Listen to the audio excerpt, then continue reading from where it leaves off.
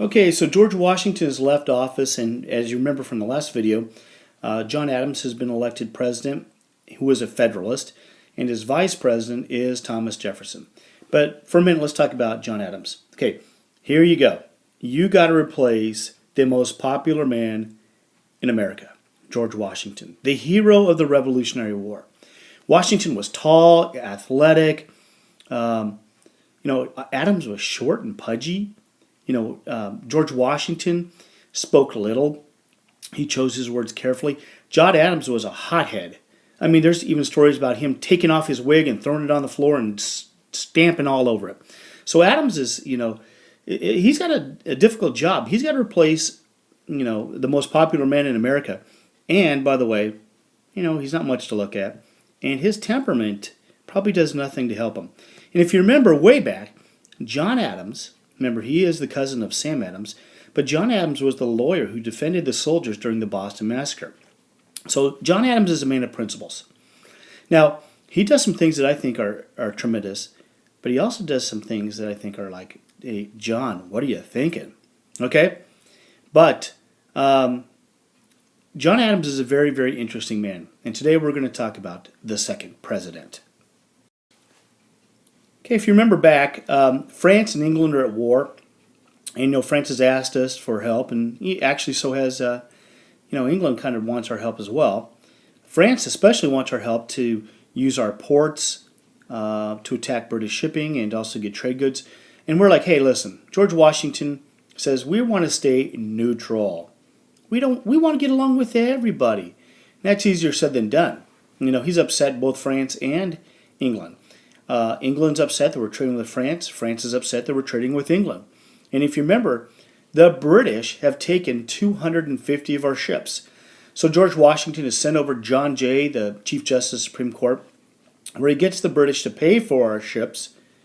Really does nothing to settle, the sovereignty of our ships. But nonetheless, we got somewhat resolved. But guess what? The French object to Jay's treaty. They think that it favored Britain. Okay, so it favors Britain. So they're upset. So in 1797, France begins to seize American ships in the West Indies. Okay, so we are so weak. Honestly, guys, we are a weak country. How dare these other countries take our ships? You know why? Because they don't fear us. Now, many Americans call for war. But are we prepared for war? Honestly, I mean, we have a very, very small army. Most of it's militia, and really no navy to speak of. So, Adams resists this call. Americans want war. I mean, the popular thing to do would have been to declare war on France. But Adams does not listen. Because he knows, even though it's politically advantageous to him to declare war, he knows it wouldn't be the best thing for our country. So, rather than war, Adams sends ambassadors to discuss. This is going to lead to a very interesting situation. Okay, so we've got to talk about the XYZ affair. XYZ affair. So Adams has sent these ambassadors to France. And they want to meet with the French Foreign Minister Talleyrand. All right? But Talleyrand sends 3 agents to deal with Americans. All right? And these agents tell the Americans that before they can even speak to Talleyrand, Talleyrand wants $250,000 plus a $10 million loan for France. France wants some money. They're fighting a war. So basically, they're telling these American ambassadors that, hey, if you want to speak to Talleyrand, you got to pay us $250K. You got to pay him $250K and a $10 million loan to France. So these guys get back on the ship and they go back to the U.S. and they tell Adams, hey, you're not going to believe this, dude. They're actually Talleyrand's asking for a $250,000 bribe and a $10 million loan. Now Adams is furious. And he informs Congress. Now, he doesn't give the agents' names. He calls them Agent X, Agent Y, and Agent Z. That's why it's called the XYZ affair. Now, there is some speculation that, why would Adams not give their name? Maybe he was doing this to fire up the Congress. I'm not sure. I rather think that he's telling the truth because this is really going to spur people towards war. They really want war now. All right, so let's see what happens. The XYZ affair. Okay, so the Americans, again, as you might guess, are outraged. And they call for millions of dollars for defense. Millions for defense, but not 1 cent for tribute. Okay, we're going to spend some money here. We are going to spend some cash. And we're going to spend it on defense. We're not going to pay anybody. We're paying for defense. Now, they also want war. Although Adams is furious, he did not ask Congress to declare war. Remember, the president can't declare war. Who does? The Senate. So, instead of deciding to ask Congress to declare war, he decides to build a number of warships called frigates. Okay, frigates are fast warships. Many sails, fast-moving, many guns. And he calls for America to build a navy. That's why John Adams is often called the father of the Navy. Now, building these warships now convinces France to stop attacking American ships. Now, that should be a lesson for you. America needs a strong defense to protect its national interests here at home and abroad. It'd be great if we could just live peacefully and, if we're friendly to everybody, everybody will be friendly to us. Well, that's not true. We need a strong defense. It's been proven time after time after time. Now, with America building these frigates, it does convince France that, hey, those merchant ships are pretty easy to pick off. But now there's frigates down there, and we don't want to get involved with another war. Because they're already fighting the Austrians, the Prussians, the English. Spain's going to get involved as well. And we certainly don't need a war with America. Now, okay, so this was successful. Adams gets France to quit attacking our ships. But this did not appease the public. They're upset. They wanted Adams to declare war, or ask for a declaration of war. And Adams really loses a lot of his popularity. Okay? He loses popularity. It was the right move. We were certainly not in position to go to war with France. But this cost him a lot of his popularity, even though it is the right thing to do. Now, many of these Federalists wanted war, for a couple reasons. They wanted war because they're upset with France, but really they want war to weaken the Republicans. Because remember, the Republicans, the Democratic Republicans, supported France. So if we go to war with France, how are the Republicans going to support, France still? Well, obviously they would lose power. People would go, hey, isn't that the same group that wanted to, support France? So the Federalists want war to weaken the Republicans. They also believe that a strong military would increase the federal power. Remember, they are Federalists, which means they believe in strong federal or national government. Now, Adams' decision not to fight splits his own party, splits the Federalist Party. All right? Adams, instead of war, sends ambassadors to meet with the new leader of France, Napoleon. Okay? Now I'm telling you guys, you're going to find out that this was a brilliant move. And it's not going to pay off dividends for quite some time. Adams will not even see the benefits of it during his presidency. But let's just get ahead of ourselves for just a minute and say this. Who do we buy the Louisiana Purchase from? France. We get it from Napoleon. If Adams had listened to the American public and his own political party and gone to war with France, we'd have probably never been able to buy the Louisiana Purchase. All right? So this was a very wise move, but this is going to cost him politically. Sometimes I should probably wait for the next slide. But anyways, Adams kept America out of war, which led to good relationships with Napoleon, which would lead to the big benefits later. But again, he loses popularity. And what's this benefit? It's going to be the Louisiana Purchase. Yay, the greatest land deal of all time. We'll talk about that later on. All right, now we need to talk about the Alien and Sedition Act. And this is where Adams makes a huge mistake. And it's so, to me, well, it is characteristic of him because remember, he's a hothead. But, he is his founding father. And what he does is he is sick and tired of everybody criticizing him. Everybody's unhappy with him. The people are unhappy with him. His own party's unhappy with him. And he gets Congress to pass this act called the Alien and Sedition Act. All right. So under this act, the government could expel any foreigner they thought was a threat to the United States. Okay. Well, I can maybe understand that. So if it's a foreigner, we're not talking about a citizen. All right. But the second part is it made it harder for immigrants to become citizens. 14 years they have to live in the United States rather than 5 years. And this upsets the Republicans. And here's what was going on.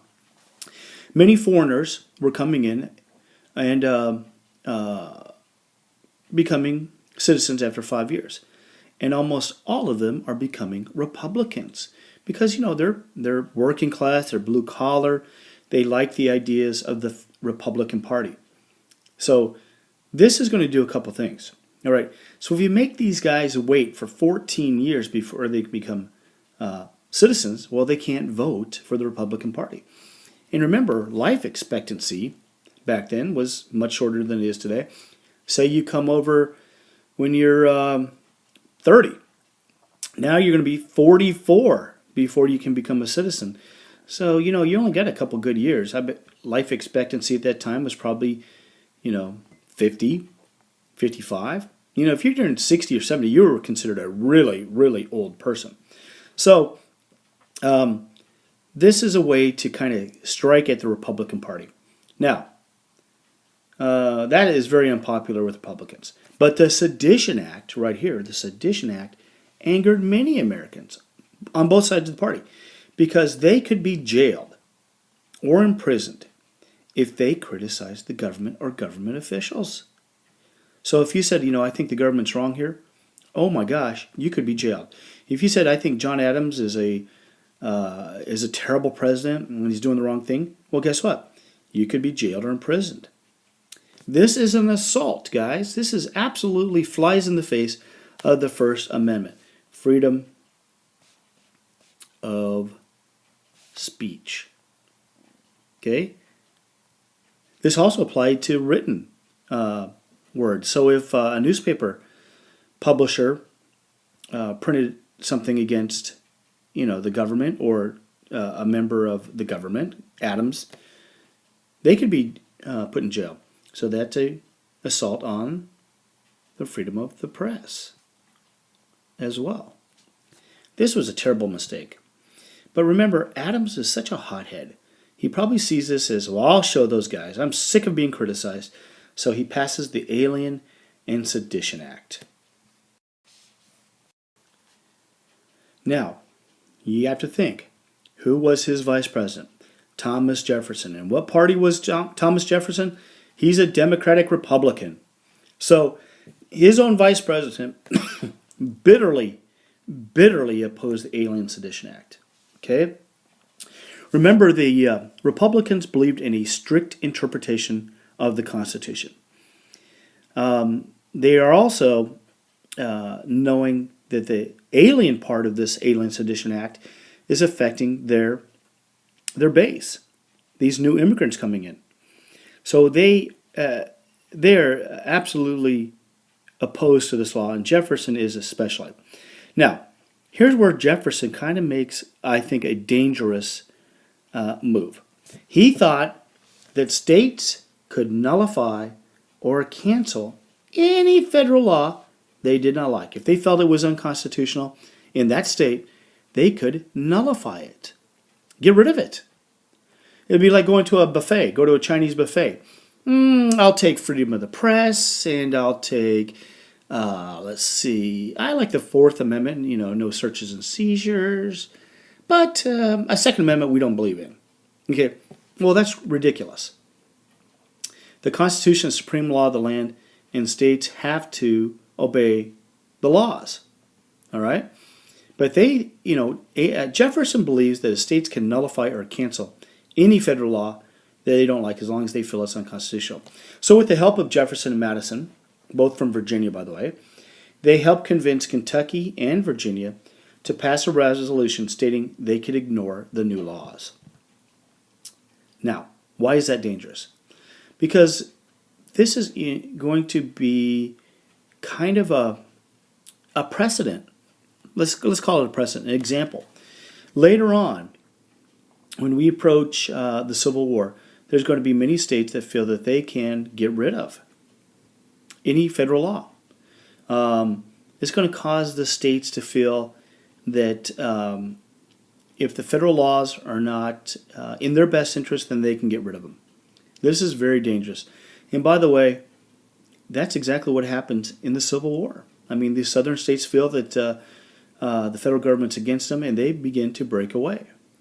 So I think that Jefferson kind of floating out this nullification, it's called the Kentucky-Virginia Resolution, which is a nullification crisis, is going to set a bad example. All right. So within a few years, though, the Alien Sedition Act was changed or dropped, but that idea of states' rights, that argument is going to remain, and it's not going to be solved until 700,000 Americans are going to die in the Civil War. Okay, so Adams' first term is coming to an end. So let's talk about the election of 1800. Very interesting. Okay, now the Republicans attacked the Federalists, and they used two main cases against the Federalists. Number one, they attacked the Federalists for raising taxes to prepare for the war with France, which they don't have a war with France, but they have to pay for those frigates, so they raised taxes. And they attacked the Federalists for the Alien and Sedition Act. So the two arguments are taxes to prepare for war and for the Alien and Sedition Act. Okay, so here's the candidates. Jefferson selects Aaron Burr from New York for the Republicans. Adams for the Federalists. All right? Now, here comes the election. The Republicans win the popular vote. But in the Electoral College, remember that's the one that counts, it is a deadlock. Okay? Burr and Jefferson each had 73 votes. Burr and Jefferson. Burr's supposed to be his vice president. Jefferson has gone to Aaron Burr and said, hey, listen, Aaron, I'd like you to be the vice president of the United States when I become the president. All right? Now, so when the House of Representatives voted, and this is how it used to be. Everybody had to vote for a president and vice president. Remember, whoever gets the most votes is going to be president. Who gets the second most votes is going to be vice president. All right.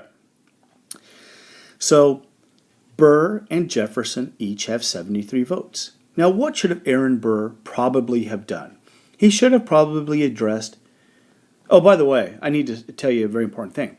Okay, so since it's a deadlock in the Electoral College, the Constitution says it has to go to the House of Representatives to decide. Okay? All right. So what Aaron Burr probably should have done is gone on the floor of the House of Representatives and said, gentlemen, I am honored that you have considered me for president, but I support Thomas Jefferson. He selected me to be his vice president, and I fully back Thomas Jefferson. But he doesn't. He says, well, isn't this interesting? Maybe I can be the president. All right?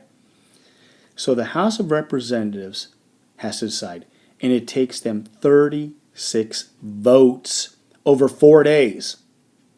And here's what happened. Hamilton, remember old Alexander Hamilton? Hamilton and Jefferson. Hamilton's the leader of the Federalists. Jefferson's the leader of the Republicans. Okay.